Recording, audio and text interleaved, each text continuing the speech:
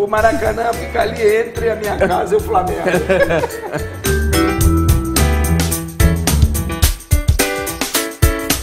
Sabe que todo mundo quer pisar lá.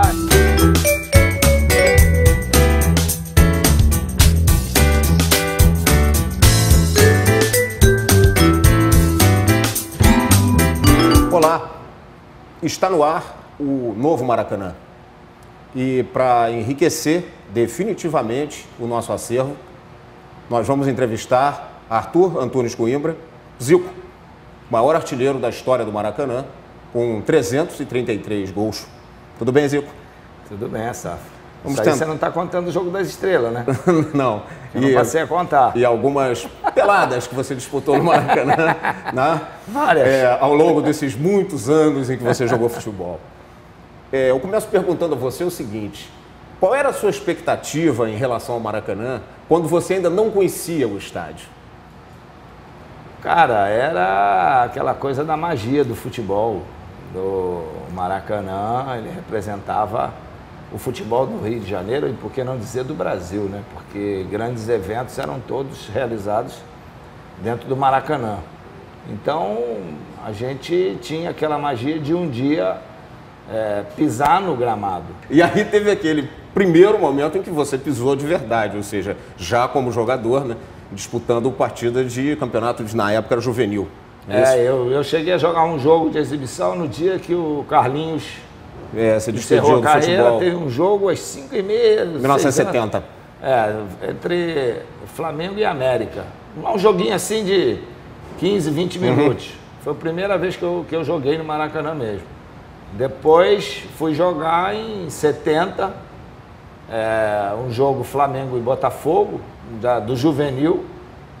E que foi 1-1, estava 1-0 Botafogo, foi um jogo que em cima era um jogo decisivo, tinham mais de 100 mil pessoas no Maracanã, teve um pênalti e eu fui lá bater, cara. Exatamente isso que eu ia te perguntar, qual foi a sua sensação ao ouvir o estrondo do Maracanã na hora que saiu o gol? Foi a hora que eu relaxei, que eu estava tremendo.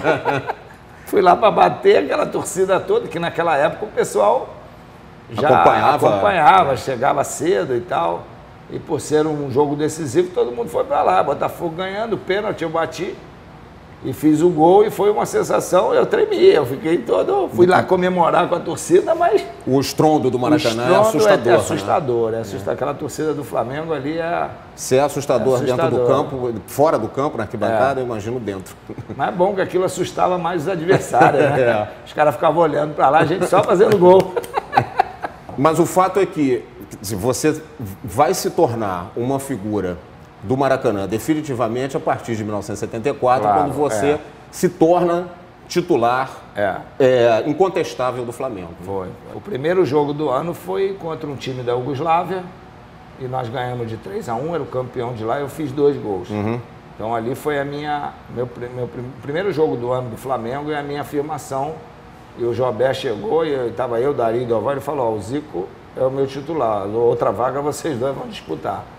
E dali para frente a gente acabou, eu fiz um ótimo campeonato brasileiro, ganhei inclusive a bola de ouro, né, do placar, e todo mundo pedia eu na seleção e tal, e depois veio o primeiro título, né, em 74 mesmo, Carioca, no final do ano. Quando eu fui o artilheiro do Flamengo e bati o recorde de gols do Dida numa temporada. Né? O sonho mesmo meu era jogar com a camisa 10 do Dida. Então ali era consagração mesmo, né? Você ser campeão com a camisa 10 do grande ídolo, meu e de toda a minha família. Qual era a sensação de entrar em campo e ver aquele Maracanã com 120 mil pessoas? O gostoso, sabe o que era? É a chegada no Maracanã, que a gente vinha no ônibus, você já começava a ver gente andando lá da Praça da Bandeira, e hoje é casa lotada. Descia aquele trem ali. Uma motivação, né? Uma motivação muito grande, já quase 2 horas antes de começar o jogo. Então, é lógico que isso, sabe, qual é o artista que não gosta de um grande público, né? Mas era fantástico, era adrenalina pura, motivação total. Agora, só para a gente sair um pouquinho de Flamengo, em 76 tem a sua estreia na Seleção Brasileira no Maracanã.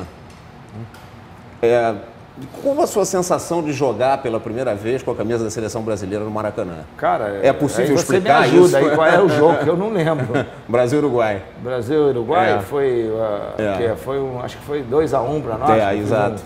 Um gol de pênalti, foi esse? Acho que sim, gol de pênalti. Então, sabe, eu não senti muito não, sabe?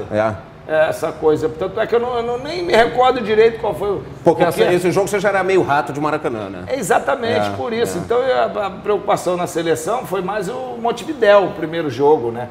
Aquilo eu senti como o primeiro jogo Maracanã com a seleção, eu não senti como eu senti, como que eu lembro com facilidade do Flamengo, o jogo que eu joguei contra o Vasco em 71, no Maracanã, que eu estreiei lá, né, como profissional. Você considera aquele gol do Rondinelli na final de 78 o jogo talvez mais emblemático da história do Flamengo recente? Eu creio que sim, mas do próprio Maracanã?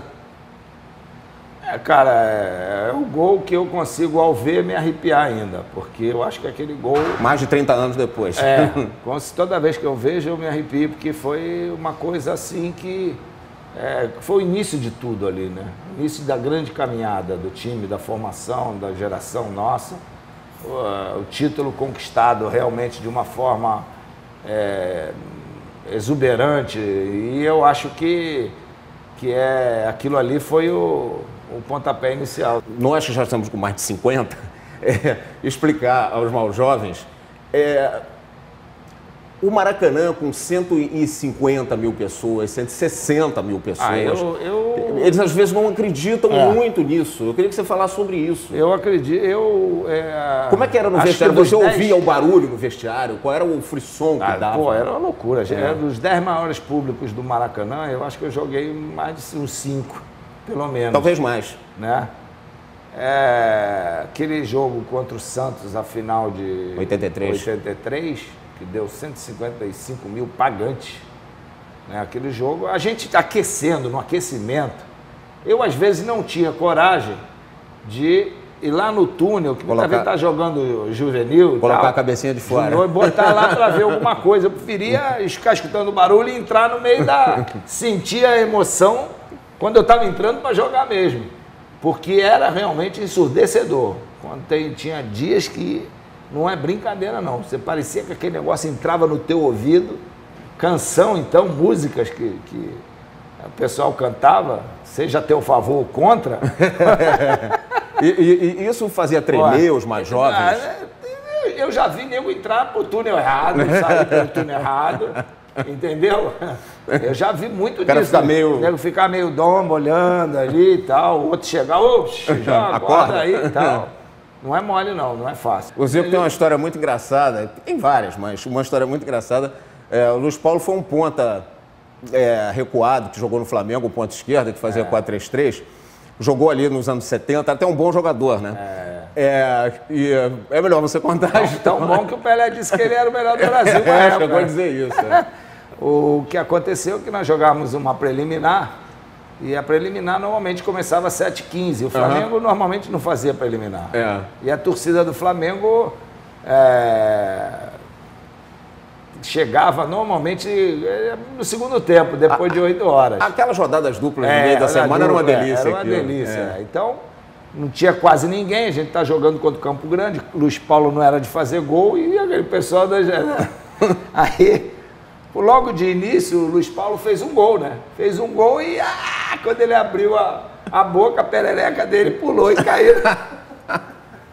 E aí todo mundo comemorando, ele, calma que a perereca, e o cara lá na geral, a perereca tá mais pro lado de cá. Aí ele, pô, e a gente querendo abraçar de molecagem, ele, calma, deixa eu... E o povão lá de cima não tá nem percebendo, né? Mas o cara da geral viu tudo, os caras de lá, e pô, foi a gozação, né? O Júlio César tem uma boa que o Raul conta que o Raul foi dar a bola para ele, o Júlio César virou e tal, aí tá aqui fazendo sinal. Aí o Raul no intervalo, pô, Júlio, eu tô querendo dar bola para você e tu vira de costas e tá falando lá, que a geral falou, calma, tinha ali que eu tô mandando o número de telefone, segundo tempo mandei ela ir pro outro lado para dar os outros 4 números. E pela seleção brasileira? Tem um momento assim especial para você no Maracanã? Tem, que foi em 81 também, o jogo com a Bolívia? Eliminatórias. Aquele jogo de classificação, né? Com a Bolívia? Com a Bolívia, O Brasil venceu a Bolívia por 3-1, um jogo válido por eliminatórias da Copa do Mundo. Foi o último, o jogo que deu a classificação, né? O Zico fez 3 gols. Que muita gente fala da Bolívia e tal, mas se a gente bobeia, a Bolívia tinha chance de classificar. No futebol tudo é possível, né? Exatamente, porque a Bolívia jogava seus jogos lá na altitude, então tinha esse handicap. Lá em cima era difícil ela perder. E ela ainda tinha chance, porque era Bolívia e acho que Venezuela que estava no nosso grupo. Eram grupos pequenos, eram né? grupos pequenos, eram 3, e você... Nós ganhamos, por ponto corrido. Nós ganhamos da Venezuela, eles também, então você não podia perder, né? Dos 333 gols que você fez no Maracanã, esse número parece até cabalístico, né? Você conseguiria eleger um só? Conseguiria eleger de maior, digamos assim, plástica, de maior grau de dificuldade. Eu não tenho gravado esse gol. Foi 74 contra o Grêmio, no Dia das Mães, que foi no sábado à noite, domingo seria o Dia das Mães. E o Geraldo lançou uma bola para o Vanderlei, ele foi na direita, cruzou e eu vinha do meio, assim, antes um pouco da marca do pênalti. E a bola quicou, eu vinha na corrida e peguei de voleio. E aquela bola que você pega mal, você joga lá no teto e ela pegou na veia. Eu sei que eu lembro quando o Picasso levantou o braço, a bola já estava voltando, de tanta velocidade que ela pegou. Foi um dos gols mais bonitos e mais difíceis que eu fiz no Maracanã. E que é um gol hoje quase desconhecido, né? Quase desconhecido, porque exatamente. Não sei se as emissoras perderam o tape. Não sei. O outro contra o Grêmio também, que eu considero um dos mais importantes da minha história no Flamengo. Da final de 82. Daquela final de 82, no finalzinho, que o Júnior meteu a bola para trás, eu dominei antecipando o Batista, ela caiu, que deu um kick, e o Leão fechou, eu bati ela cruzado, e empatei o jogo, e aquele gol, se a gente sai em desvantagem contra o Grêmio, tem que jogar para ganhar lá, né? A vantagem do Grêmio era grande, o Grêmio tinha um time bom. E aí a gente empatou o jogo, fomos para lá 0-0. Tanto é que foi 0-0, teve um terceiro jogo e aí a gente ganhou de 1-0. Mas eu acho que aquele gol foi fundamental para a gente ser campeão. Para a gente encerrar, você acha que, na sua opinião, o Maracanã é a sua segunda casa? Primeira, segunda, terceira? 1,5. 1,5. O Maracanã fica ali entre a minha casa e o Flamengo. Tanto é que eu fui taxado de jogador de Maracanã, né? Mas isso muito me orgulhava, né? Eu nunca deixei... Que coisa boa, né? Coisa boa, do Maracanã, mano. O estádio que todo mundo quer pisar lá era o templo do futebol, no mundo inteiro, cara. Eu ouvi na Europa quantos e quantos grandes jogadores que queriam jogar no Maracanã. Quando eu fiz o jogo de despedida, muita gente, pô, é no Maracanã, não é? Pô, Maracanã eu vou. Então é muito legal. E tomara que esse Maracanã que venha possa ser tão abençoado como o que foi. O que foi.